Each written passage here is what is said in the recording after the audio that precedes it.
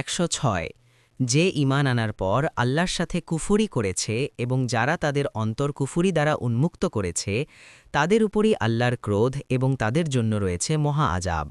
ওই ব্যক্তি ছাড়া যাকে বাধ্য করা হয় কুফরি করতে অথচ তার অন্তর থাকে ঈমানে পরিতৃপ্ত।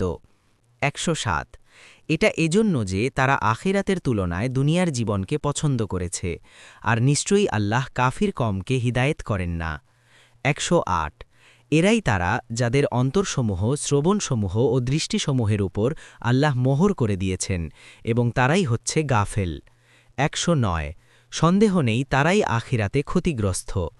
110 তারপর তোমার রব তাদের জন্য যারা বিপর্যস্ত হওয়ার পর হিজরত করেছে, অতঃপর জিহাদ করেছে এবং সবর করেছে, এ সবের পর তোমার রব অবশ্যই ক্ষমাশীল, দয়ালু। 111 স্মরণ করো সেদিনের কথা, যেদিন প্রত্যেক ব্যক্তি নিজের পক্ষে যুক্তিতর্ক নিয়ে উপস্থিত হবে এবং প্রত্যেককে ব্যক্তি সে যা আমল করেছে তা পরিপূর্ণরূপে দেয়া হবে এবং তাদের প্রতি জুলুম করা হবে না। 112 আর আল্লাহ উপমা পেশ করছেন একটি জনপদ যা ছিল নিরাপদ ও শান্ত, সব দিক থেকে তার রিজিক তাতে বিপুলভাবে আসত, অতঃপর সে জনপদ আল্লাহর নিয়ামত অস্বীকার করল। তখন তারা যা করত তার কারণে আল্লাহ তাকে ক্ষুধা ও ভয়ের পোশাক পরালেন।